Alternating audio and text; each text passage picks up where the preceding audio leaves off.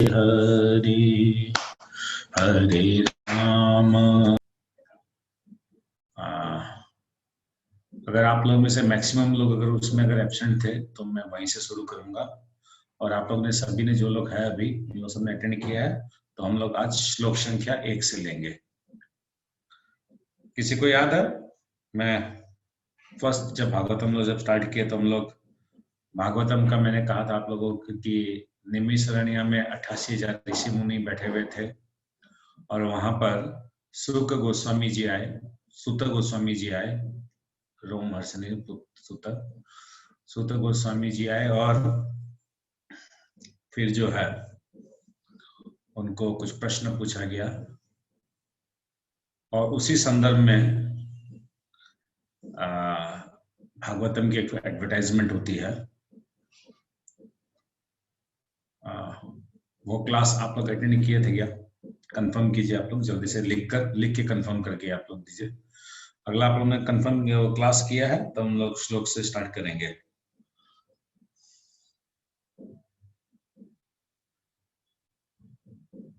मेरी आवाज नहीं जा रही है क्या?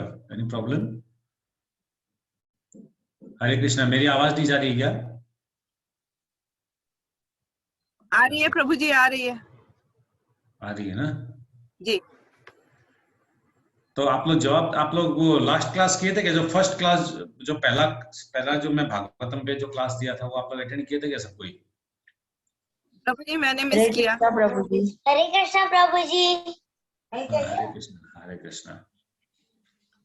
तो वो क्लास आपने मिस किया। और प्रभु जी मैंने भी मिस किया था फर्स्ट क्लास। मैंने मिस किया। अच्छा, और श्री कला माता जी ने भी अटेंड नहीं किया था वो। ओके, तो क्या मैं फिर हरे कृष्णा प्रभु जी। हाँ, अटेंड कौन किया था उसको? हरे कृष्णा, उस क्लास को अटेंड कौन किया था? प्रभु जी मैंने किया था, आपने जो पहली क्लास ली थी प्रभु जी। अच्छा, वो अटेंड आपने किया। और किसी ने? प्रभु जी सारे पुराने वाले थे सभी लोग। पुराने वाले सारे लोग थे ना? जी प्रभु जी। और एक दो शायद से वो ममता माता जी, आई डोंट नो उनका नाम, वो भी थी तो आपने बोला भी था कि वो आराम से भागवत प्रभु सुन लिख रही रहे है। हैं कि उन्होंने भी मिस किया। तो ऑल ये समझ में आ रहा है कि गीता रावत माता जी एकमात्र आपने इसको अटेंड किया और बाकी सभी ने इसको मिस किया। हरि बोल। नहीं प्रभु जी। तो सभी ने मिस किया इस क्लास को, पहला वाला क्लास को? नहीं प्रभु जी मैं थी, वो हम आप थे थे ना? दोनों। ओके, अच्छा, आप और गीता रावत माता जी थे, बाकी और कोई नहीं थे। तो ठीक है, आवाज आ रहा है, आवाज क्लोज कीजिए। तो क्या किया जाए गीता माता जी? बाबू बैठ दो। कहाँ से स्टार्ट करें? फिर श्लोक से स्टार्ट करें ना? उसका जो उस दिन जो फर्स्ट दिन जो क्लास में बोला गया था वो वापस बोलूं मैं? क्या करना है? प्रभु जी आपने बोला था कि कुछ नए लोग भी आएंगे तो आप थोड़ा सा वो उसका रिवाइज करेंगे, ऐसे बोला था आपने उसे। मैंने तो लिखा है प्रभु जी, सारी प्रस्तावना और आत्मदेव ब्राह्मण की कथा आपने सुनाई थी, वो तो लिखा है। बाकी प्रभु जी आप पूछ लीजिए सबको।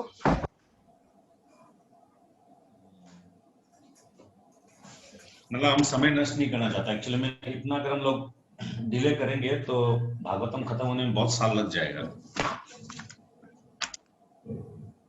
तो आज मैं लास्ट टाइम वापस सुना देता हूँ, फिर हम लोग अब वो रिपीट नहीं करेंगे। जो क्लास में है अभी, कितने जन है क्लास में? 16 जन। क्या मैं इंतजार करूं और भक्तों का कि स्टार्ट करूं? 2-4 मिनट वेट करूं? हाँ प्रभु जी, दो चार मिनट कर सकते हैं प्रभु जी, 2-4 मिनट कर सकते हैं। हरे कृष्ण प्रभु जी। हरे कृष्ण माता जी। तो ठीक है, फिर मैं थोड़ा 5 मिनट 2 मिनट इंतजार कर लेता हूँ, फिर हम लोग कथा को स्टार्ट करेंगे।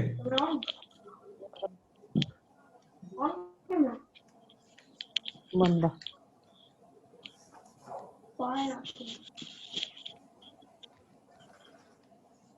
भागवतम किसके किसके पास है वो अपना हाथ रेस करे। भागवतम किसके किसके पास है वो अपना, एक तो आप लोग कैमरा ऑन कीजिए, कैमरा ऑन कीजिए आप लोग सब कोई, बहुत मेहरबानी होगी। मेरे पास है। हाँ, तो जिनके पास है वो अपना हैंड्स रेस कीजिए तो मेरे को मालूम चल जाएगा किसके किसके पास है। साथीदास माता जी आपके पास है, ठीक है।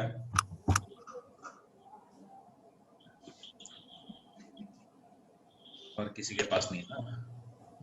प्रभु जी है, लेकिन मैं वो अभी ले नहीं पाऊंगी। ठीक है, कोई बात नहीं है। शिखा गुप्ता, नहीं आपके पास तो मुझे मालूम है आपके पास है।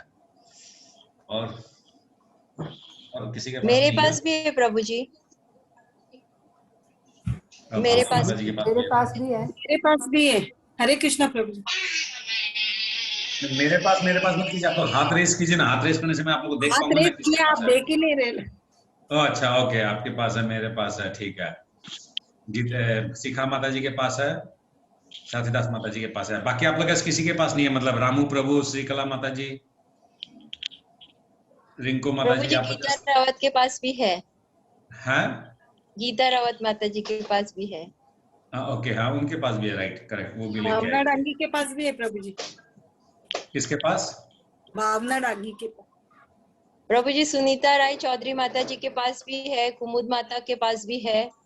और इन लोग जवाब क्यों नहीं दे रहे? इन लोग, इसका मतलब क्लास में नहीं सुधा गए इन माता लोग। जी के पास भी है। रुपेश प्रभु जी के पास भी है शायद। हाँ, रुपेश प्रभु जी के पास गुप्ता भी है। माता जी के पास भी है। नहीं, जिनके पास है वो जवाब नहीं এখন दे তো কই रहे हैं। এখনই आप लोग পড়বি বলছিলি আর এখন শুতে যাচ্ছিস ঘুমাও ফের ঘুম পড়ে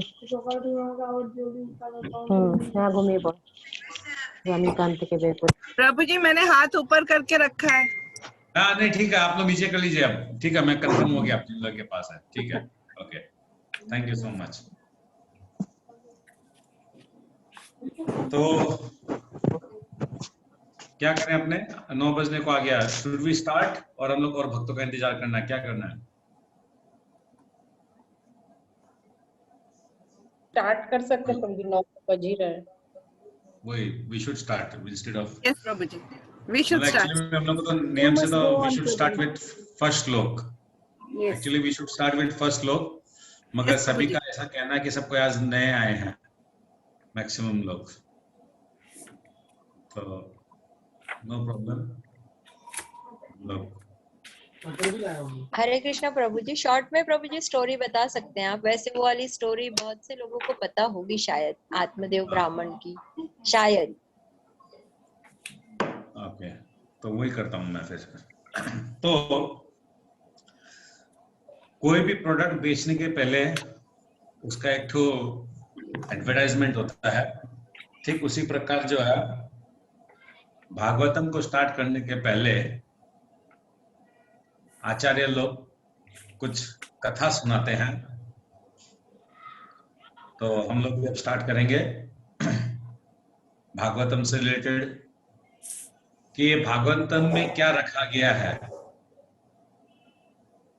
इस भागवतम में सुनने से क्या उपकार होगा, क्या फायदा है, ये भागवतम सुनने की विधि क्या है। तो एक बार की बात है, नारद मुनि जी, आप लोग सबको म्यूट करके रखिए, नारद मुनि जी जो है वो इस पृथ्वी लोक में भ्रमण कर रहे थे।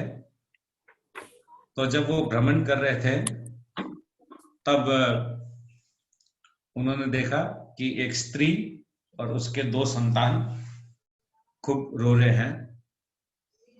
तो वो जो स्त्री जो थी वो थी भक्ति देवी, और जो उसके 2 पुत्र जो थे वो थे ज्ञान और वैराग्य। तो भक्ति देवी जो है वो खूब रुदन कर रही थी, खूब कष्ट में थी, बूढ़ी हो चुकी थी। तो नारद जी एक खूब सुहृदयालु ऋषि और भगवान के भक्त होने के कारण वो उस स्त्री के पास गए और उनसे उनका दुख का कारण पूछा। तो वो स्त्री बोली कि मैं कर्नाटक के पास में जन्म ग्रहण की थी और मैं गुजरात होते हुए अभी वृंदावन आई हूँ। तो गुजरात में जो है मुझे बुढ़ापा ने ग्रस्त कर लिया था और अब मैं वृंदावन आई हूँ। तो वृंदावन आते ही मैं तो तरुणी हो गई, मगर मेरे जो 2 पुत्र है ज्ञान और वैराग्य, ये पूरे मूर्छित हो गए हैं। तो नारद मुनि बोले कि ठीक है, कोई बात नहीं है, इन लोग का ट्रीटमेंट किया जाएगा, ज्ञान और वैराग्य को जो है वापस पुनर्जीवित किया जाएगा। तो नारद मुनि जी जो है गीता पाठ करते हैं, विभिन्न उपनिषद पढ़ते हैं, वेद पढ़ते हैं, बहुत कुछ पढ़ते हैं, मगर ज्ञान और वैराग्य जू के तू। भावना दंगी माता जी, आपका ये स्टॉप कीजिए, आपका साउंड आ रहा है। तो ज्ञान और वैराग्य जो है जीव के तू जैसे थे वो वैसे रहे। तब नारद मुनि क्या करते हैं, भ्रमण करते हैं कि कौन वो पुरुष है, कौन वो व्यक्ति है जो उन्हें बता सकेगा कि क्या किया जाए जिससे ज्ञान और वैराग्य पुनः जीवित हो जाए। तो वो भ्रमण करते करते हिमालय तक जा रहे थे, हिमालय के आसपास थे। तो वहां पर उनकी मुलाकात हुई चतुष्कुमार से। चतुष्कुमार यानी ब्रह्मा जी के संतान, पहले फर्स्ट संतान ब्रह्मा जी के, सनक, सनातन, सनंदन, सनत कुमार, ये 4 पुत्रों के साथ उनका मुलाकात होता है। तो वो 4 पुत्र पूछते हैं नारद जी से कि नारद जी आप इतने व्याकुल क्यों हैं, ऐसा लगता है कि जैसे आपका कुछ गुम गया है, आप बहुत चिंतित है। तो नारद जी बोलते हैं कि ऐसे ऐसे मेरे को भक्ति देवी मिली, उसके 2 पुत्र मिले, उन लोग ज्ञान और वैराग्य, उन लोग सब कोई जो है एकदम वो हो गए हैं। तो चतुष्कुमार बोलते हैं कि हे ऋषि, आप ही ने जो है वेद व्यास जी को ज्ञान दिया, आप ही ने वेद व्यास जी को बताया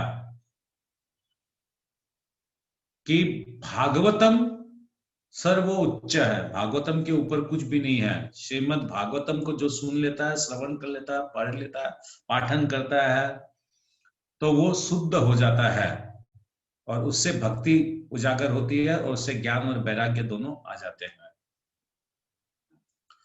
तो बोले कि ये आयोजन कहाँ किया जाए और कौन होगा वक्ता। तो नारद जी बोले कि चतुष्कुमार से रिक्वेस्ट किए कि आप लोग वक्ता बनिए और हरिद्वार के गंगा किनारे इस कथा को अपने लोग रखेंगे ताकि सभी जीवों का उद्धार हो, सब कोई श्रवण करें। ठीक है, बहुत अच्छा बात। तो खूब बढ़िया से आयोजन किया गया। तो आयोजन करने के बाद 7 दिन तक कथा चली। 7 दिन की जब ये भागवतम की कथा चली तो धीरे धीरे जो है ज्ञान और वैराग्य, जो तुलसी के जो बेटे थे, वृंदा के जो पुत्र थे, वो दोनों जन जो है तरुण हो गए, दोनों जवान हो गए। तो सभी ने खूब आनंद और उल्लास बनाया, सभी ने बहुत कीर्तन भजन किया। और ऐसे भी कहा जाता है कि स्वयं उद्धव जी, अर्जुन महात्मा, सभी ऋषिगण, गंधर्व, जितने भी स्वर्ग लोक के देवी देवता हैं, सब कोई आए और सभी ने खूब गाना बजाना किया, वहां पर भगवान का हरिनाम कीर्तन किया।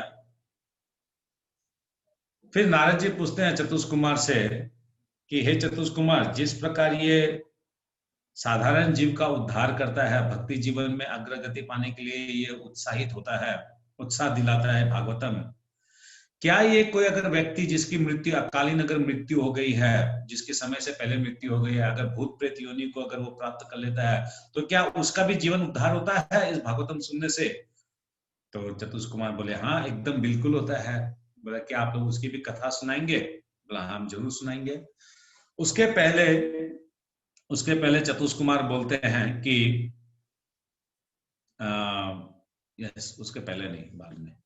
तो चतुष्कुमार जो कहानी सुनाते हैं, एक और कथा सुनाते हैं। क्या कथा सुनाते हैं कि एक बार क्या होता है, एक ब्राह्मण रहता है जिसका नाम रहता है आत्मदेव ब्राह्मण, और आत्मदेव की एक पत्नी रहती है जिसका नाम रहता है धुंधली। और आत्मदेव ब्राह्मण जो तो बहुत अच्छे, बहुत नेक इंसान रहते हैं, मगर एक तो उनके जीवन में कमी रहती है कि उनके पास संतान नहीं होती है। तो संतान नहीं रहने के कारण वो क्या होता है, बहुत दुखी होते हैं और एक दिन जंगल में आत्महत्या करने चले जाते हैं। जब वो आत्महत्या करने चले जाते हैं तो उस टाइम पर पीछे से एक ब्राह्मण आता है, बहुत बहुत संत, बहुत बहुत बड़ा संत महात्मा आते हैं और उनको वो देखते हैं तो वो पूछते हैं कि हे ब्राह्मण, तुम्हारे ये दुखी होने का कारण क्या है, तुम क्यों आत्महत्या करना चाहते हो? तो आत्मदेव ब्राह्मण बोले कि मेरे पास संतान नहीं है। तो बस इतना सा बात है, कोई बात नहीं, ये फल लो, ये फल लेके अपनी पत्नी को खिला देना, वो गर्भवती होगी। जब गर्भवती होगी तो 9 महीना बाद वो संतान को उत्पन्न करी, जो परम भक्त होगा, बहुत दिव्य और खूब ज्ञानी पुरुष होगा। ठीक है, आत्मदेव ब्राह्मण उस फल को लेकर अपनी पत्नी के पास गए, वो अपने पत्नी को फल दिए और सारी कथा सुनाए। तो वो पत्नी जो उस फल को ले ली और दूसरा दिन वो विचार करने लग गई कि मैं अगर इस फल को खाऊंगी तो मैं गर्भवती हो जाऊंगी, गर्भवती हो जाऊंगी तो मेरा शरीर भारी हो जाएगा, और शरीर भारी अगर हो जाएगा तो पीछे से अगर कहीं आग लग गया तो मैं घर से कैसे भागूंगी, मैं तो मर जाऊंगी। और शरीर भारी होने से मैं बिस्तर पे आराम करूंगी, हो सकता है पीछे से मेरा ननद आके मेरा सारा धन लेके चली जाए। इस प्रकार वो विभिन्न रकम की बातें करने लग गई, सोचने लग गई। तो उसी पल क्या हुआ, उसी गांव में उसकी एक बहन रहती थी, वो उस बहन को बुलाई और उस बहन के साथ वो डिस्कशन करने लग गई कि ऐसा ऐसा ऐसा ऐसा बात है। तो वो बहन बोली कि एक काम करते हैं, मैं भी अभी गर्भ से हूँ, तो 9 महीने बाद मेरे को भी जो संतान होगा वो संतान मैं तुम्हें दे दूंगी, तुम मुझे कुछ धन दे देना, और तुम फिलहाल जो है झूठ मूठ का ये पेट एक ठो ऐसे ही तुम बना के रखो, ठीक है। तो वो बोलती है अच्छा इस फल का क्या करें? तो एक काम करो, फल जो है तुम्हारे घर में जो गाय है उसको खिला दो, ठीक है। तो वो धुंधली क्या की, अब उसके घर के चौताल में जो गाय था उस गाय को वो फल खिला दी। तो ठीक 9 महीना बाद जो है उस गाय से भी एक पैदा हुआ और उधर उस बहन के भी एक बच्चा पैदा हुआ। तो बहन ने जो बच्चा पैदा किया वो उस बच्चा को लाके धुंधली को दे दी, और उधर गाय के भी एक उत्पन्न हुआ, क्योंकि जेहेतु वो संत महात्मा का वो फल था इसलिए वो झूठा नहीं जाएगा, मगर वो गाय से उत्पन्न हुआ इसलिए उनका नाम पड़ा गोकर्ण। उनके लंबे लंबे कान थे, मनुष्य जैसा ही चेहरा था, उनके हाथ पैर सब मनुष्य जैसे थे, मगर सिर्फ उनके कान जो थे वो गायों के जैसा था, इसलिए उनका नाम पड़ा गोकर्ण। तो गोकर्ण जो है वो संत महात्मा के आशीर्वाद से बहुत बड़े शुद्ध ब्राह्मण बने, बहुत बड़े वो दयालु बने। और इधर धुंधली का पुत्र जो है वो एक गलत व्यक्ति बना, एक बहुत ही गंदा और वैश्या के साथ वो संग करने लग गया था, इसलिए उस धुंधली के जो पुत्र था उसका नाम था धुंधुकारी। तो धुंधुकारी जो है वो वैश्याओं का संग करता था और बहुत गंदे गंदे हरकत करता था, वो गंदी गंदी तामसिक चीजों का सेवन करता था। इसको देखकर आत्मदेव ब्राह्मण जो है बहुत दुखी हो गए और आत्मदेव ब्राह्मण जो है घर छोड़ के चले गए। और उन्हीं के जाने के कुछ दिन पश्चात जो है धुंधली भी जो है वो मर गई, और इधर आत्मदेव ब्राह्मण जो है वो तीर्थ करने के लिए निकल गए। अभी क्या है, ये धुंधुकारी जो है वो 5 वैश्याओं को लाके रखा था अपने घर के अंदर, और वो वैश्या लोग एक दिन वो चोरी करके लाया बहुत सारा धन, धुंधुकारी बहुत चोरी करके लेकर आया धन। तो वो वैश्या लोग सोचने लगे कि अगर ये राजा को अगर पता चल जाएगा तो इसको तो फांसी होगा, इसके साथ हम लोग भी फंसेंगे। तो एक काम करते हैं, आज रात को जो है इसको हम लोग गरम गरम कोयला इसके मुंह में डालकर इसको हम लोग मार देंगे और सारा धन जो हम लोग ले जाएंगे। तो उन लोग अपनी जो योजना थी उस योजना के आधार पर उन लोगों ने धुंधकारी को रात को मार दिया, और धुंधकारी इस प्रकार आपातकालीन मृत्यु को प्राप्त करने के कारण वो प्रेत योनि को वो प्राप्त हुआ। जब वो प्रेत योनि को प्राप्त हुआ तो वो उस घर के 40 सीमाओं के अंदर वो रहता था, वहीं वो घूमता फिरता रहता था। तो उधर जो गोकर्ण जी जो है वो अपना जिस तीर्थ के लिए गए थे वो तीर्थ भ्रमण खत्म करके वो वापस अपने घर पुनः लौट के आए, और जब वो घर लौट के आए तो रात को जब सो रहे थे तो उन्होंने विभिन्न प्रकार की उन्होंने आवाज सुनी। जब आवाज सुनी तो उन्होंने पास में रखे कुंडल से जल को हाथ में लिया, मंत्रित किया और जल को फेंका तो वो धुंधुकारी जो है वो प्रेत योनि में रहते हुए वो बोला कि भैया मैं इस प्रकार प्रेत योनि को प्राप्त किया हूं और मेरा कल्याण करो, मेरे को मुक्त करो इस शरीर से। तो सुबह हुई, सुबह होने के बाद धुंधकारी जो है वो पूछने लग गया कि क्या प्रॉब्लम है, काफी लोगों से वो चर्चा करने लग गया कि किस प्रकार जो है ये कल्याण हो, क्या किया जाए। तो उतना देर में क्या हुआ, सूर्य लोक से सूर्य देवता जो है वो बोले कि तुम भागवतम करो, 7 दिन का भागवतम पाठ करो। इस 7 दिन का भागवतम पाठ अगर तुम करोगे तो तुम्हारा भाई जो है ये प्रेत योनि से मुक्त हो जाएगा। तो ठीक है, फिर आत्मदेव ब्राह्मण जो थे, सॉरी गोकर्ण ब्राह्मण जो थे, उनके पास धन संपत्ति था नहीं आयोजन करने के लिए, तो वो गांव वालों को बोले और गांव वालों ने बहुत विशाल रूप में बहुत सुंदर तरीका से आयोजन किया। तो मंत्रों के द्वारा गोकर्ण जी ने क्या किया, अपने भाई धुंधकारी को एक 7 गांठ के बांस में, बेम्बू के अंदर में उसको प्रेत योनि को प्रवेश करने के लिए बोला। और हर दिन जिस प्रकार से भागवतम होती जाती थी उस प्रकार से वो एक एक गांठ खुलती जाती थी। और भागवतम के 7वें दिन, आखिरी दिन जो 7वां गांठ फटा और ये जो है धुंधकारी जो है वो प्रेत योनि से मुक्त हो गया। और देखते देखते हम लोग देखे कि भगवान के धाम से एक वाहन आया, वो वाहन जो है धुंधकारी को उसमें लेके चला गया। तो गांव वाले लोग सबको प्रश्न किए कि हे गोकर्ण,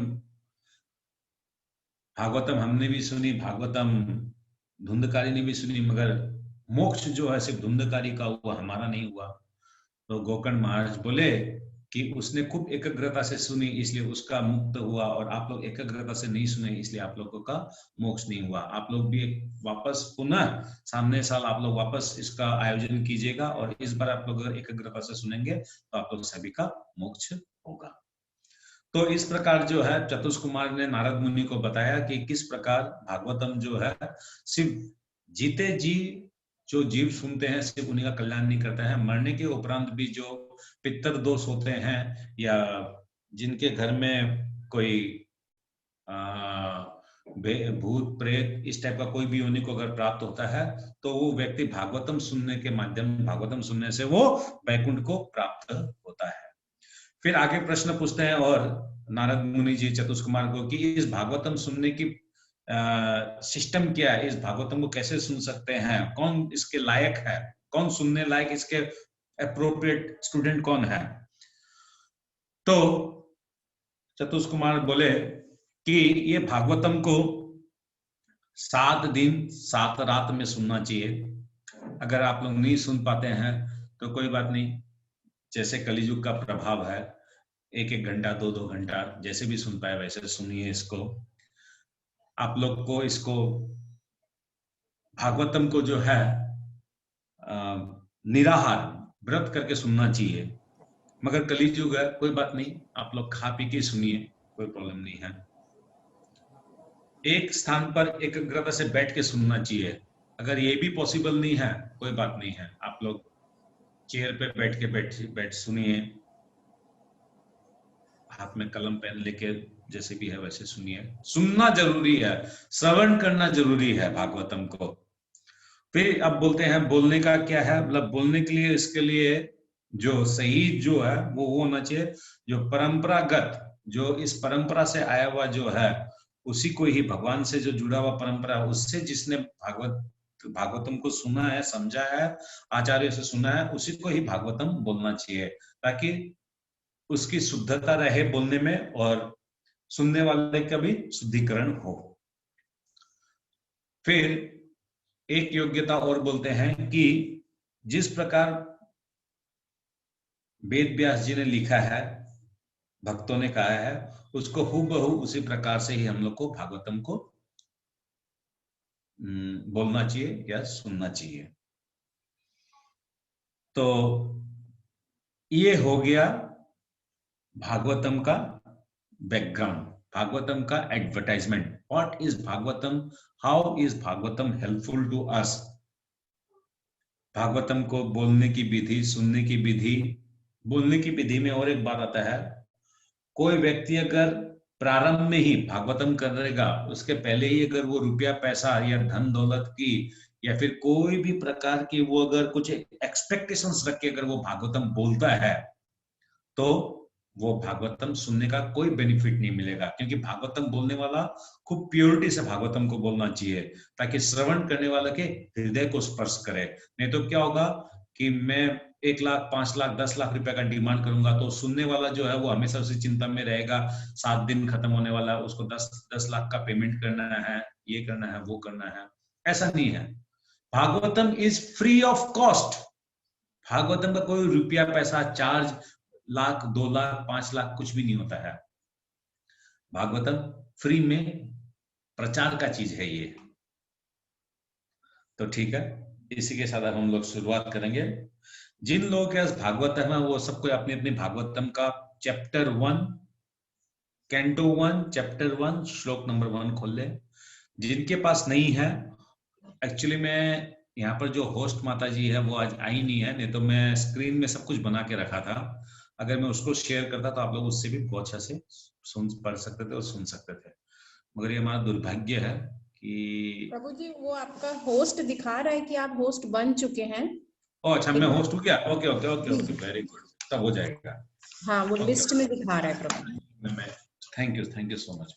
अच्छा, ये इस टाइप से होना चाहिए। देखिए हम लोग का माता जी एकदम पूरा एकदम सेवा में हमेशा आगे रहती है, वो उनको ये बढ़िया काम किया माता जी ने देखकर। ओके, तो हम लोग स्क्रीन शेयर करेंगे, यहीं से हम लोग पढ़ेंगे, और भागवतम जिनके पास है वो वहां से भी पढ़ेंगे। तब क्या होगा, हम लोग का सबका पेज नंबर सेम रहेगा। पेज नंबर नहीं तो गड़बड़ हो जाएगा। तो ठीक है, अभी सबसे पहले आप लोग ध्यान से सुनिएगा, थोड़ा सा समझिएगा। कोई आवाज मत कीजिएगा, नहीं तो कंसंट्रेशन मेरा भी थोड़ा गड़बड़ हो जाता है।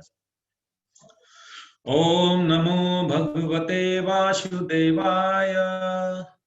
ओम नमो भगवते वासुदेवाय। ओम नमो भगवते वासुदेवाय। जय जय श्री रुक्मिणी कृष्ण भगवान की जय, राधा श्याम सुंदर की जय, राधा माधव की जय, राधा दामोदर की जय, अष्ट सखी की जय, वृंदा देवी की जय, भागवतम की जय, शिला प्रभुपाद की जय, वेद व्यास जी की जय, नारद मुनि जी की जय, चतुष कुमार की जय, पंचतत्व भगवान की जय, सूत गोस्वामी जी की जय, सुख गोस्वामी जी की जय, सभी वैष्णव बिंद की जय, सभी आचार्यों की जय, विश्वनाथ चक्रवर्ती ठाकुर जी की जय। तो सभी संत महात्माओं को प्रणाम करते हुए हम लोग भागवतम का प्रारंभ करेंगे। भागवतम में टोटल 12 कैंटो है। 12 कैंटो को आप लोग ऐसे समझिए 12 किताब है। तो हम लोग स्टार्ट कर रहे हैं पहला कैंटो यानी पहला किताब से, और पहला किताब में 19 चैप्टर है टोटल। पहला किताब में चैप्टर है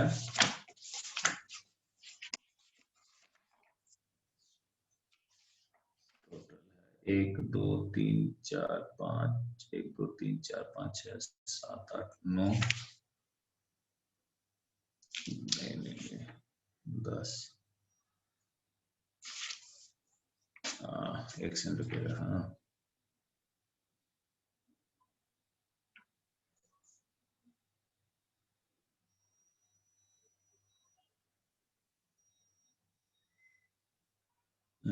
ये नहीं है, 1 मिनट रुकिएगा। हाँ सॉरी, इसमें टोटल चैप्टर है 13 18 19। यस करेक्ट, ठीक है, मैं ठीक बोला। टोटल 19 चैप्टर है यहाँ इसमें पहला कैंटो में। तो हम लोग फर्स्ट चैप्टर का से स्टार्ट करेंगे, पहला श्लोक से।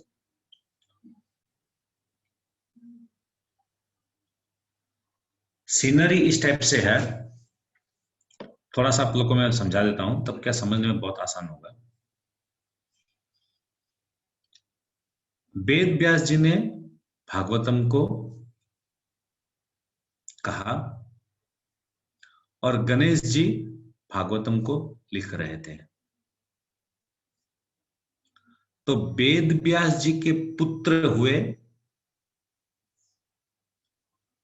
सुखदेव जी महाराज, सुखदेव गोस्वामी। सुख मतलब पैरट, तोता को भी बोलता है सुख, सुखदेव जी। और वेद व्यास जी ने अपने पुत्र सुखदेव गोस्वामी को यह भागवतम सुनाई थी, और यही सुखदेव गोस्वामी जी इस भागवतम को परीक्षित महाराज को सुनाए।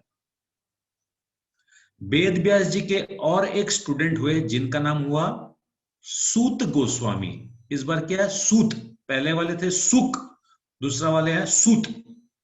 सूत गोस्वामी जी। सूत गोस्वामी जी जो है ये वेद व्यास जी के स्टूडेंट हुए। ये भी भागवतम में बहुत पारंगत थे और इन्होंने भी भागवतम वेद व्यास जी से सीखी। हम लोग जो भागवतम जो श्रवण करेंगे, ये क्या है? सूत गोस्वामी जी, यानी वेद व्यास जी का जो स्टूडेंट है सूत गोस्वामी जी, वो नेमिसरण्य में 88,000 ऋषि मुनि को भागवतम का प्रवचन करेंगे। किंतु वो जो भागवतम का जो प्रवचन करेंगे वो टोटल बैकग्राउंड में चलेगा, वो फ्लैश में चलेगा, बैकग्राउंड फ्लैश में चलेगा, वो कहानी रूप में बैकग्राउंड में चलेगा। तो बैकग्राउंड में चलेगा तो उसके अंदर क्या आएगा? सुख गोस्वामी जी यानी बेटे, सुख गोस्वामी जी जो है वो परीक्षित महाराज को बोल रहे हैं। चतुष कुमार जो है नारद जी को बोल रहे हैं। नारद मुनि जी जो है युधिष्ठिर महाराज को बोल रहे हैं। फिर उसके बाद जो है उद्धव जी जो है, उद्धव जी भी इसको बोल रहे हैं। उद्धव जी जो है विदुर जी को बोल रहे हैं। फिर मैत्री मुनि उद्धव जी को बोल रहे हैं, विदुर जी को बोल रहे हैं। इस टाइप से सारा कहानी जो बैकग्राउंड में, बैकग्राउंड फ्लैश मतलब वो हो चुका कहानी बोलेंगे, जिसको गणेश जी लिपिबद्ध करेंगे। आप लोगों को ये चीज क्लियर हुआ? सुख गोस्वामी, सूत गोस्वामी, किसको समझ में नहीं आया? ये नाम अगर समझ में नहीं आता पूरा वो हो जाएगा, भेजाल हो जाएगा। प्रभु जी एक बार फिर से समझा दीजिए। प्रभु जी, सुख गोस्वामी और सूत गोस्वामी का तो समझ आ गया, वो स्टूडेंट थे। और जो सुख गोस्वामी ने उन्होंने सुनी, पुत्र थे वासुदेव के, वेद व्यास जी के। हाँ जी, पर ये जो आपने आगे बताए तो वो साइमल्टेनियसली सुन रहे थे? नहीं, आप लोग सुनिए, ध्यान से सुनिए, वापस खूब ध्यान से सुनिए आप लोग। ये भागवतम की जो कथा है, वेद व्यास जी अपने आश्रम में बोल रहे थे और गणेश जी लिख रहे थे, और कोई भी नहीं था वहां पर, सिर्फ 2 जन ही थे। मगर वेद व्यास जी इस भागवतम को जो बोल रहे थे, वो 2 व्यक्तियों के बीच में जो बात चल रही थी उस बात को वो लिखवा रहे थे। तो वो 2 व्यक्ति कौन थे? सुखदेव जी, परीक्षित। वो बोल रहे थे सूत गोस्वामी, सूत SUTA, सूत गोस्वामी। सूत गोस्वामी जी और नेमिसरण्य में 88,000 ऋषि मुनि लोग तपस्या कर रहे थे, यज्ञ कर रहे थे। उन दोनों के बीच की जो बातें हैं वो बोल रहे हैं। कभी कभी वेद व्यास जी सुखदेव गोस्वामी, जो उनके पुत्र थे, सुख SUKA, सुखदेव गोस्वामी जी और परीक्षित महाराज के बीच में जो बात हुई उसके बारे में बोलते हैं। कभी कभी वेद व्यास जी नारद मुनि और चतुष कुमार के बीच में जो बात हुई उसके बारे में बोलते हैं। अच्छा, ओके। कभी कभी वेद व्यास जी मैत्री मुनि और विदुर जी के बीच में जो बात हुई वो बात बोलेंगे। कभी कभी वेद व्यास जी उद्धव जी और विदुर जी के बीच में जो बात हुई वो बात बोलेंगे। सारा बात फ्लैश बैकग्राउंड की बात है, हो चुका हुआ बात वो बताते हैं। कोई भी दो आदमी के बीच में जो बात चल रहा है उस बात को वो बताएंगे।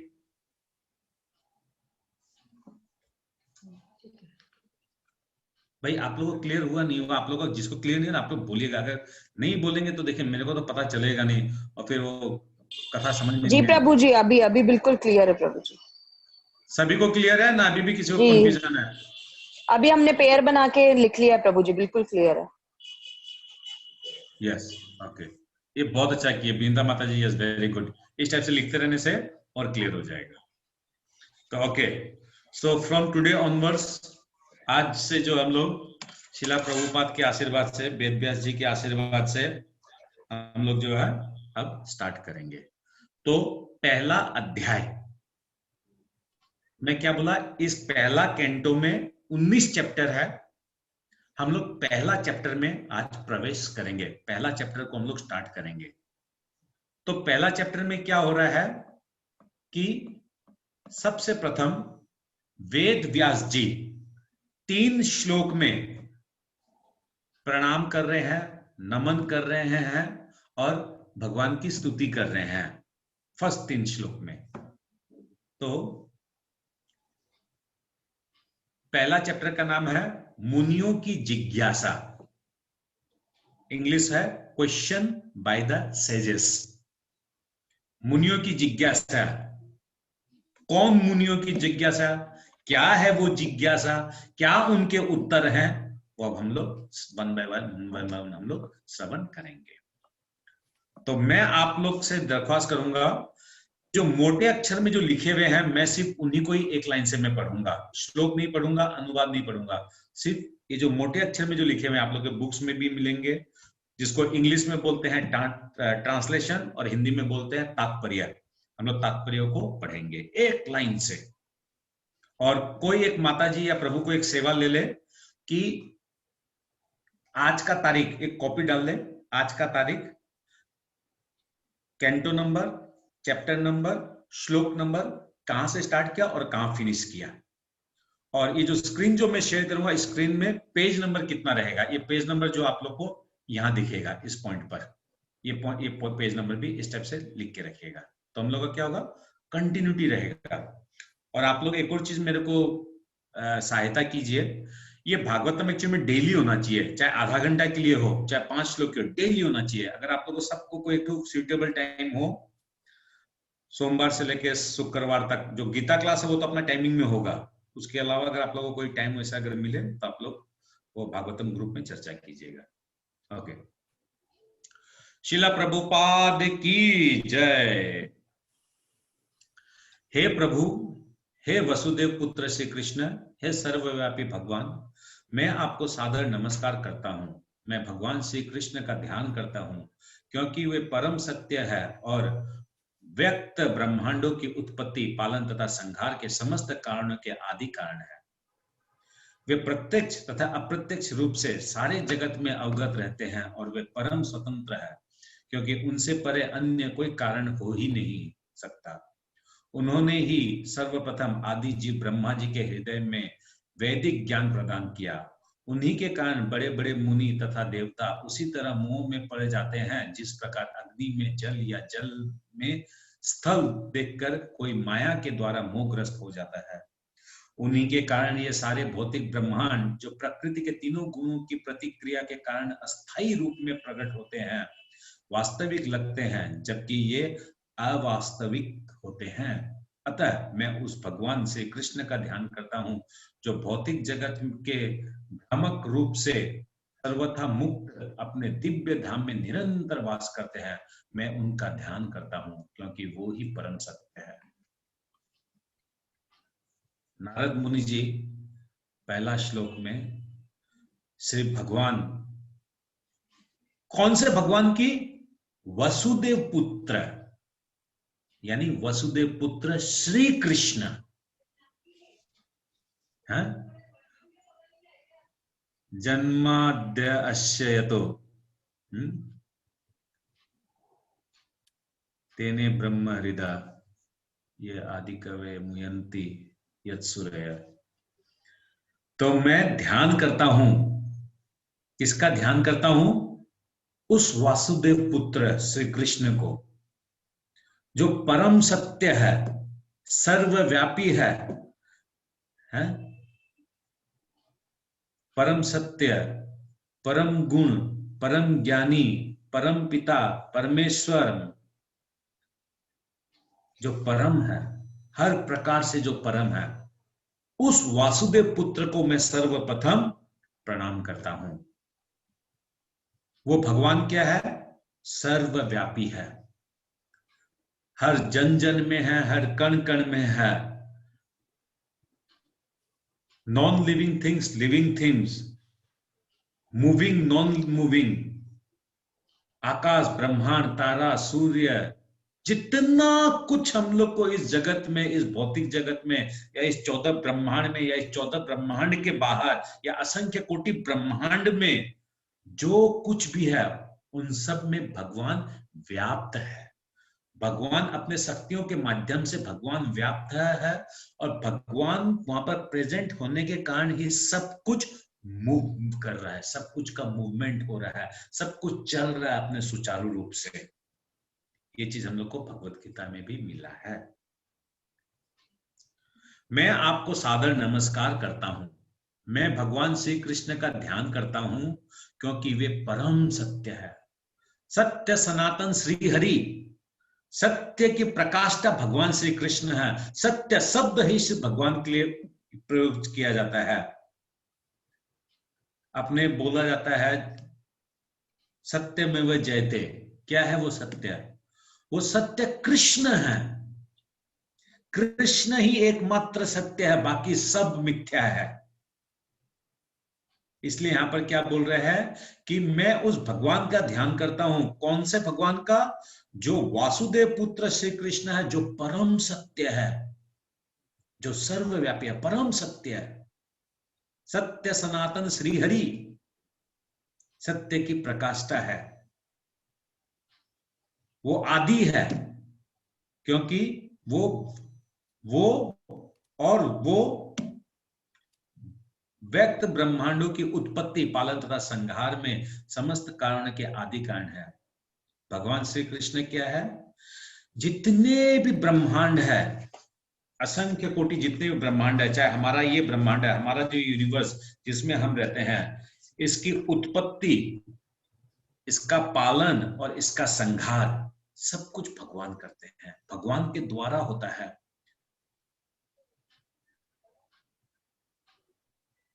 भगवान श्री कृष्ण अपने शक्तियों के माध्यम से, क्या है उनकी शक्ति, क्या है क्या नहीं है, ये सब कुछ आप लोग को डिटेल्स बोर्ड में, मैं कल एक बोर्ड खरीद के लेके आऊंगा जिसमें लिखा जाता है, वो बोर्ड में ड्राइंग करके सब कुछ आप लोग को समझाया जाएगा। तो क्या बोल रहे हैं? वो परम सत्य है और वो समस्त ब्रह्मांडों की उत्पत्ति, पालन तथा संहार करने वाले हैं। वो सभी कारणों के कारण है, वो आदि कारण है। भगवान श्री कृष्ण कौन है? भगवान श्री कृष्ण ये पृथ्वी जब व्याप्त होती है, इस पृथ्वी की जब उत्पत्ति होती है, भगवान कृष्ण उसके पहले भी थे। ये पृथ्वी जब लुप्त हो जाएगी, भगवान कृष्ण उसके बाद भी रहेंगे। यानी भगवान कृष्ण आदि भी है, अंत भी है। और इस ब्रह्मांड को उत्पन्न करने के बाद भगवान इस ब्रह्मांड का संहार भी करते हैं, और भगवान ही इस ब्रह्मांड में जो जीव है उन सब का पालन करते हैं। बोलने के लिए हम लोग बोलते हैं कि ब्रह्मा विष्णु महेश जो है पालन करते हैं, संहार करते हैं और डिस्ट्रॉय करते हैं। हम लोग बोलते हैं अनेक बार कि अमुक देवी देवता ये करते हैं, वो करते हैं, ऐसे। मगर यहाँ पर वेद व्यास जी कौन है? जो समस्त वेदों का रचयिता है, समस्त उपनिषदों का रचयिता है। वो स्वयं अपने मुंह से बोल रहे हैं कि मैं सर्वप्रथम वासुदेव पुत्र से कृष्ण की प्रार्थना करता हूं, जो सर्वव्यापी है, जो नमस्कार योग्य है। मैं उनका ध्यान करता हूं जो परम सत्य है, जो समस्त ब्रह्मांडों का उत्पत्ति, पालन तथा संहार करते हैं। वो समस्त कारणों के कारण है। He is the causes of the all causes. He is the reason of the all reasons. वे प्रत्यक्ष तथा अप्रत्यक्ष रूप से सारे जगत में अवगत रहते हैं। भगवान श्री कृष्ण अपने नित्य धाम गोलोक में रहते हैं, मगर वो अपने शक्तियों के माध्यम से वो अपने विभिन्न जिन देवी देवता को हो या जिनको भी उन्होंने जो ड्यूटी दे रखी है, उन ड्यूटी जिनको जिनको वो जो दे रखे हैं, वो सब जो है उसके माध्यम से इस सारा सिस्टम को वो कंट्रोल करते हैं। प्रत्यक्ष तथा अप्रत्यक्ष, इसको इंग्लिश में हम लोग बोलेंगे, तो ये मैनिफेस्ट एंड नॉन मैनिफेस्ट तो नहीं होगा? Directly and indirectly manifest. Directly manifestation कैसे है भगवान का, ये समझने का विषय है। भगवान कृष्ण से डायरेक्टली मैनिफेस्ट होते हैं बलराम जी। बलराम यानी, अच्छा उस विषय में जब भागवत में आगे बढ़ेंगे तब। ओके, एनीवेज अभी आप लोग ये समझिए, वेद व्यास जी किसकी प्रार्थना कर रहे हैं? उस भगवान की जो आदि अनादि अनंत सर्व कारण कारणम, प्रत्यक्ष अप्रत्यक्ष रूप से सब जगह व्याप्त है, सब चीज को कंट्रोल कर रहे हैं, सब चीज उनकी शक्ति के माध्यम से सब चीज चल रहा है, क्योंकि उनसे परे अन्य कोई नहीं है। भगवान कृष्ण से ऊपर कोई भी नहीं है। भगवान कृष्ण से ऊपर कोई देवी देवता नहीं है और कुछ है ही नहीं भगवान कृष्ण के ऊपर।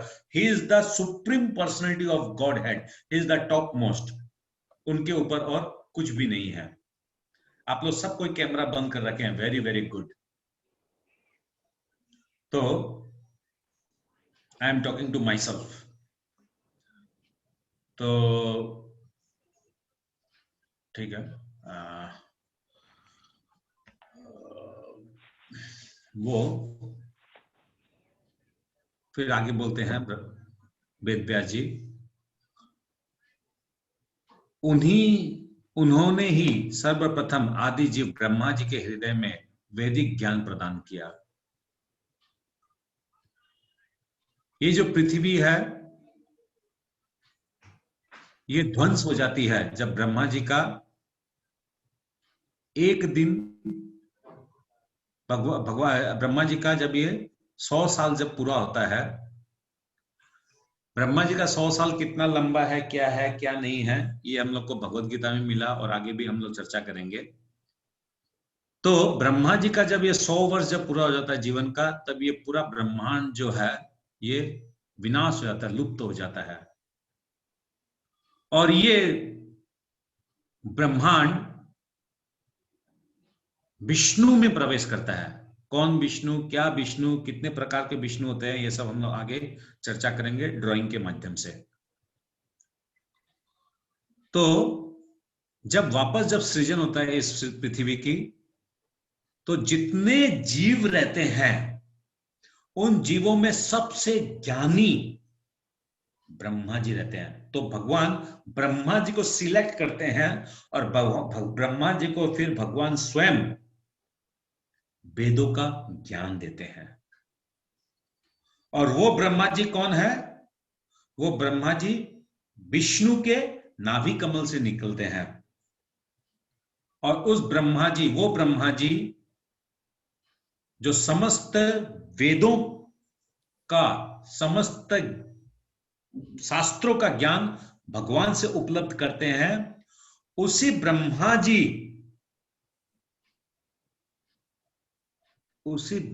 जी से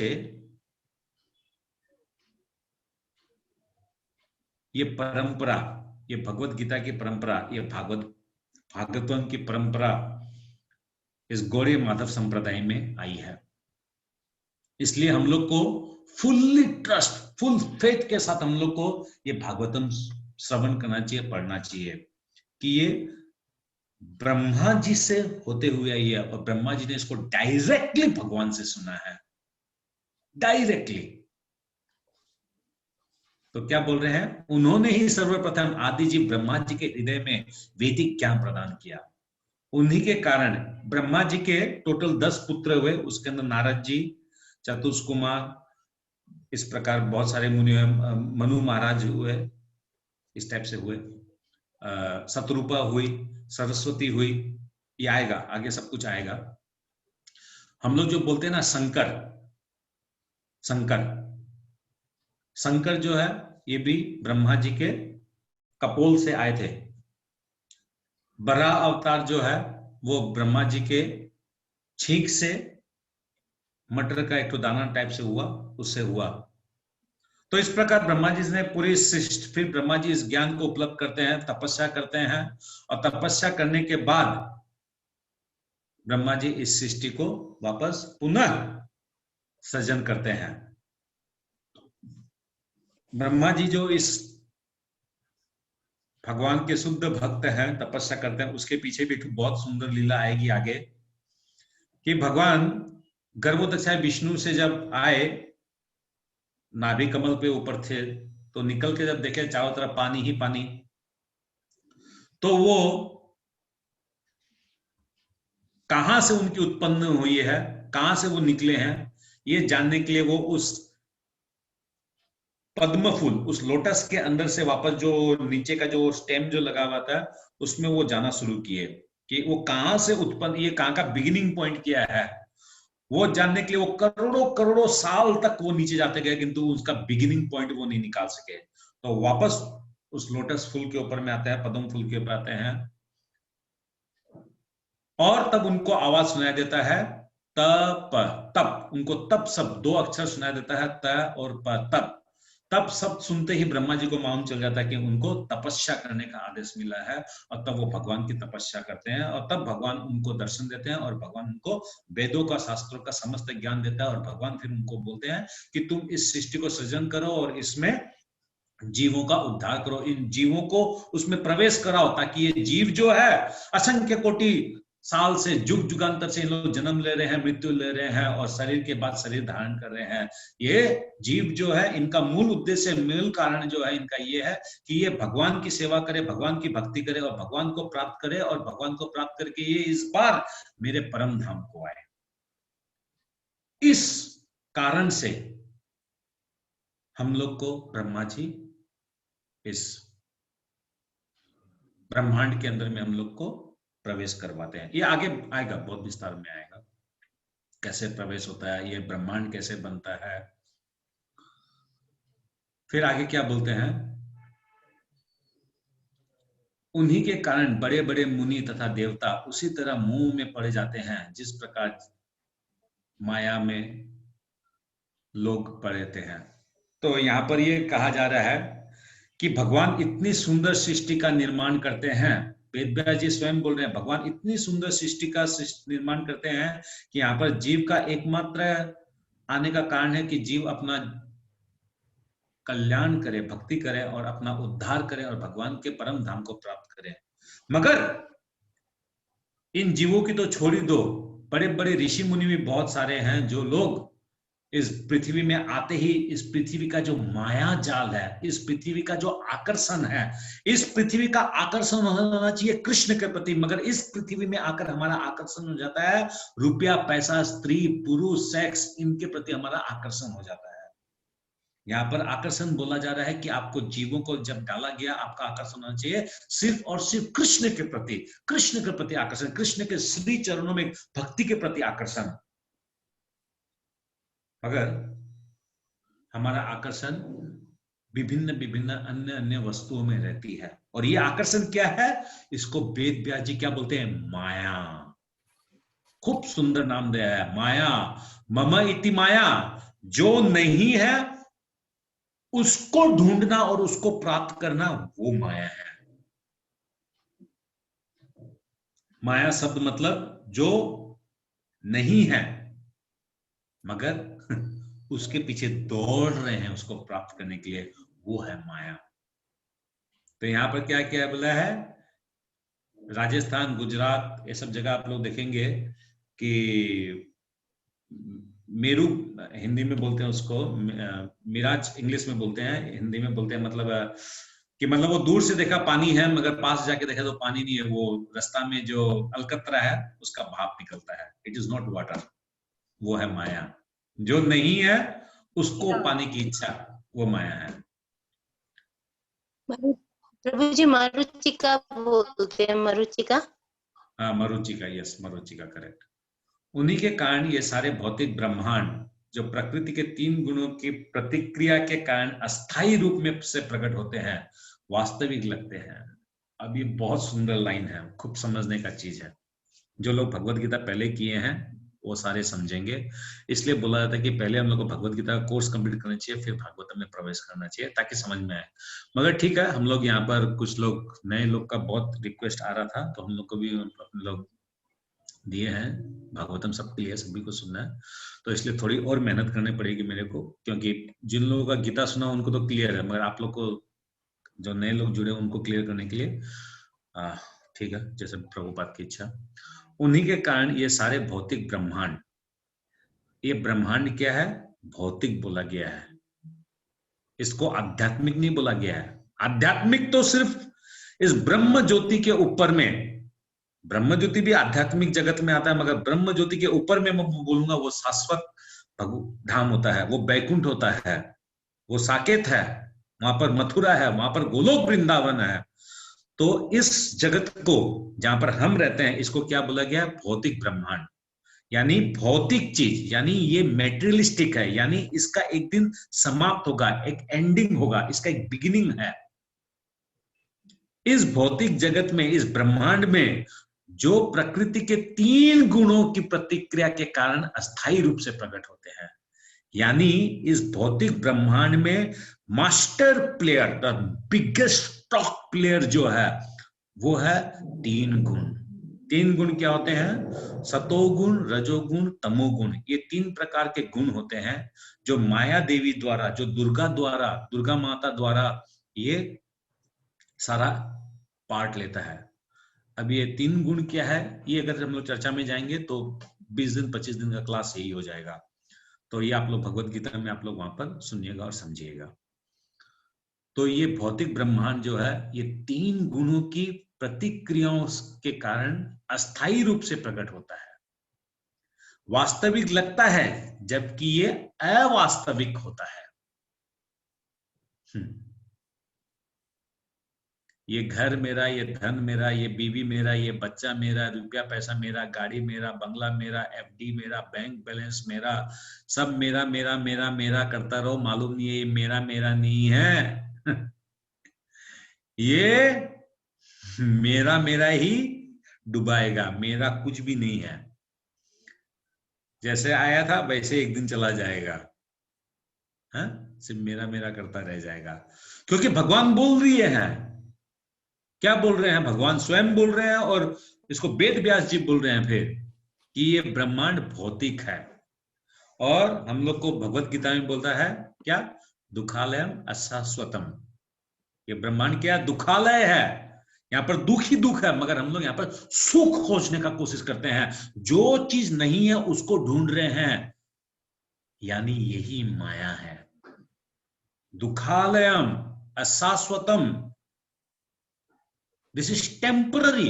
This world is temporary. Our body is temporary. Our actions are temporary. Our fruits are temporary. हमारा शरीर टेम्पररी है, हमारा बुद्धि टेम्पररी है, आंख से दिखना, कान से सुनना, नाक से सुगंधना, सब चीज टेम्पररी है।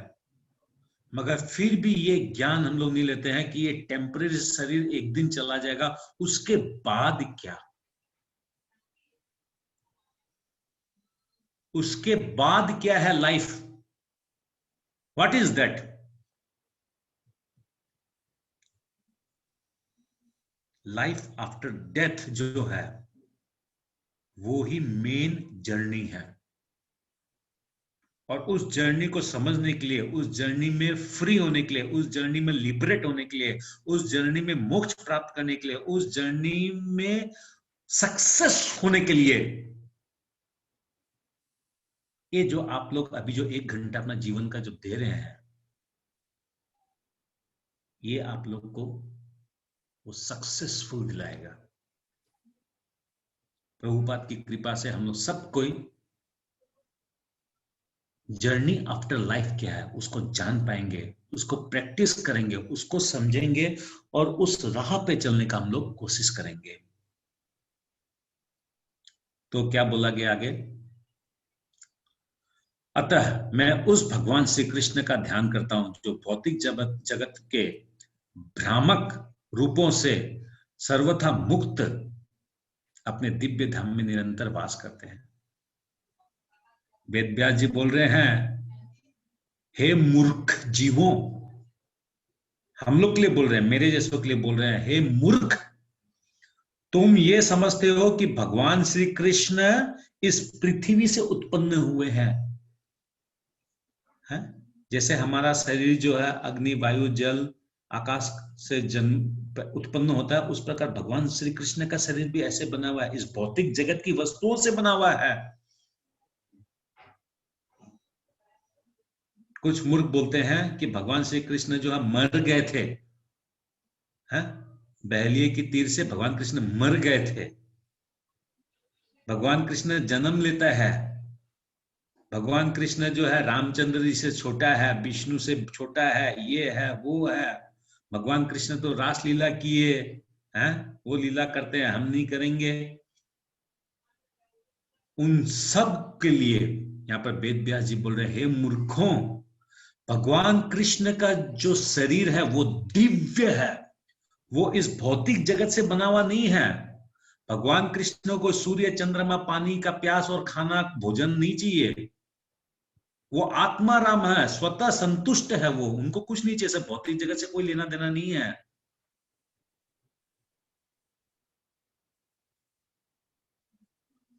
जितने भी भगवान जब भी आते हैं इस पृथ्वी में, भगवान जन्म लेके नहीं आते हैं, भगवान अवतार होके आते हैं, अवतरित होके आते हैं।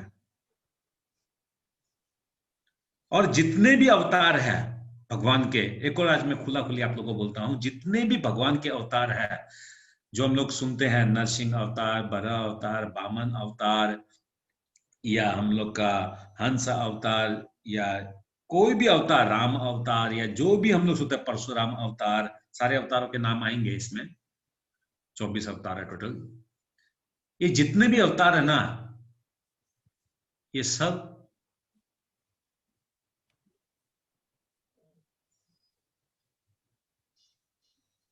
विष्णु से है।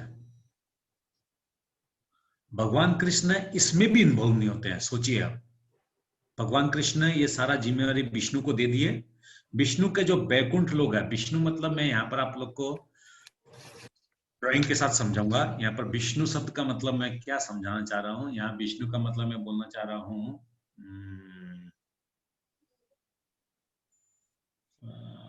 बैकुंठ के विष्णु, मैं नाम बोल रहा हूँ, नारायण।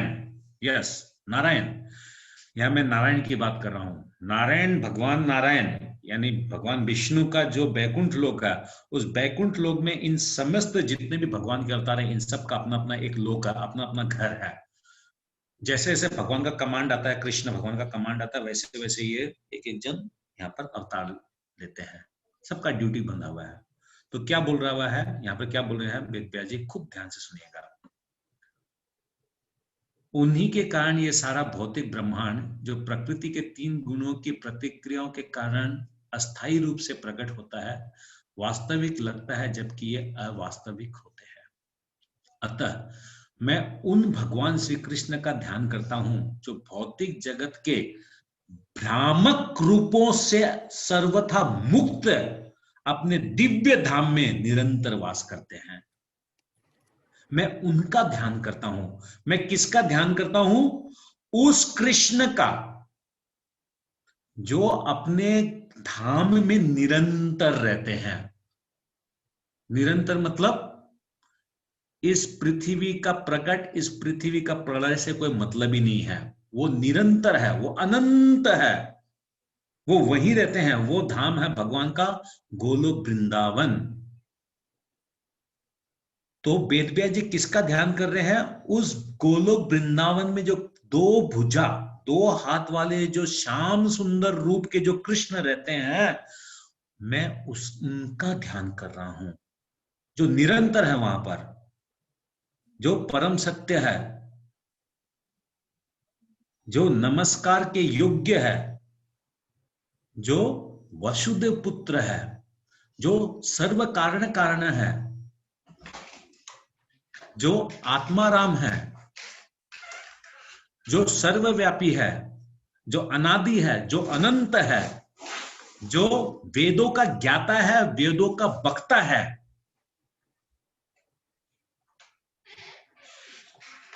हाँ? जो इस भौतिक ब्रह्मांड से लिप्त नहीं होते हैं, जो दिव्य है, जो सनातन है, उस भगवान श्री कृष्ण को वो निरंतर ध्यान कर रहे हैं, वो उन्हीं को ही वो सत्य बोल रहे हैं। सत्य, सत्य कौन है? जो देवकी के गर्भ में था वो सत्य है। जो देवकी मां को भगवान श्री कृष्ण देवकी के सामने जो खड़ा है वो सत्य है। वो सत्य क्या है? देवकी को भगवान चतुर्भुजी रूप में दर्शन दिए, तो देवकी बोले मेरे को चतुर्भुजी रूप का दर्शन नहीं चाहिए, तुम मेरे को अपने ओरिजिनल फॉर्म, तुम्हारा जो सत्य जो फॉर्म है वो फॉर्म हमको दिखाओ। तो भगवान इमीडिएटली भगवान कृष्ण जो है अपने दो भुजी रूप में आ गए। इसलिए यहां पर इस श्लोक को स्टार्टिंग में क्या बोला है? वसुदेव पुत्र, जो तुम वृंदावन में जो लीला किए, जो तुम गोकुल में लीला किए, जो तुम ब्रज 84 कोस की ब्रज में जो तुमने लीला किया, उस वासुदेव के पुत्र रूप में मैं तुम्हारा ध्यान करता हूं। उस श्याम सुंदर रूप में मैं तुम्हारा ध्यान करता हूं। नेक्स्ट श्लोक। अच्छा, पहला वाला श्लोक में किसी का कोई समझ में नहीं आया, किसी का कोई प्रश्न है या समझने में गलती हो रहा है या मेरा आवाज क्लियर नहीं आ रहा है, आप लोग बोलिएगा, क्योंकि मैं अगर आगे चला गया फिर बैक नहीं आऊंगा फिर वापस श्लोक में।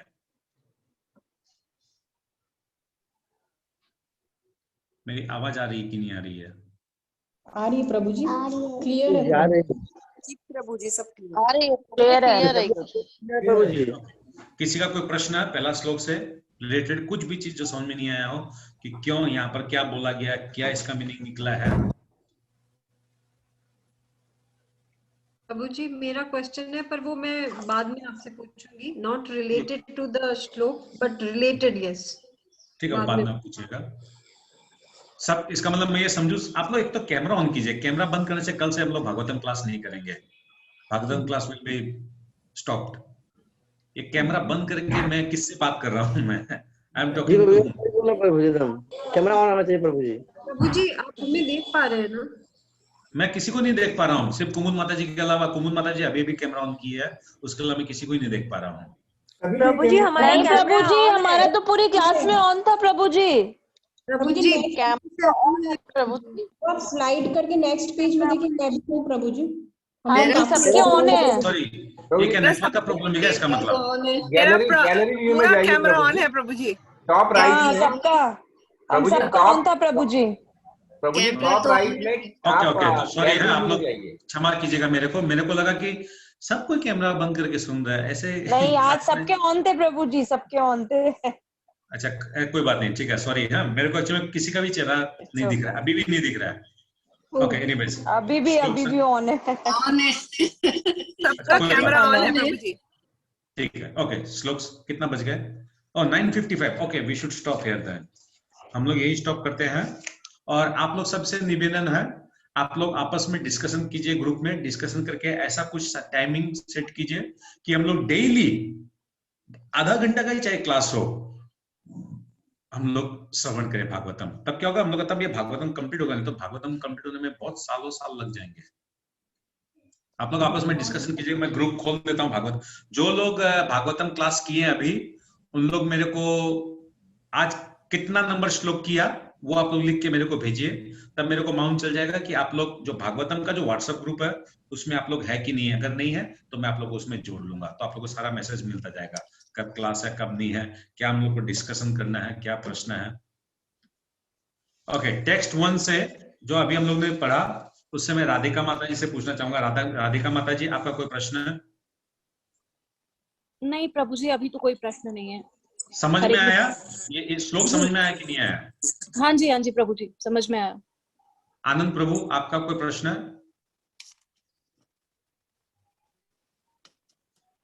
जी प्रभु जी। प्रभु मेरा कोई प्रश्न? प्रभु एक प्रश्न मेरा प्रभु जी ये था, जैसे प्रभु जी आपने बताया मटेरियलिस्टिक वर्ल्ड और आध्यात्मिक वर्ल्ड, तो मेरे को ऐसा तो याद आ रहा है प्रभु जी ने आपने बताया था कि कितना परसेंटेज मटेरियल वर्ल्ड है और कितना आध्यात्मिक है, तो वो मैं थोड़ा भूल रहा था, तो मैं आपको व्हाट्सएप पे मैसेज कर दूंगा बाद में। वो पहला श्लोक में आपने अच्छे से बताया था, तो मैं ठीक है। जो गोलोक वृंदावन है उसका 1/4 जो है वो ये 25%। क्लियर अभी क्लियर हो गया। ठीक, ओके। और किसी का कोई प्रश्न? राजेश्वर जी, श्वेता माता जी, श्वेता शर्मा माता जी, अपना वीडियो ऑन कीजिए, आपको कुछ प्रश्न पूछना है। ऑन है प्रभु जी।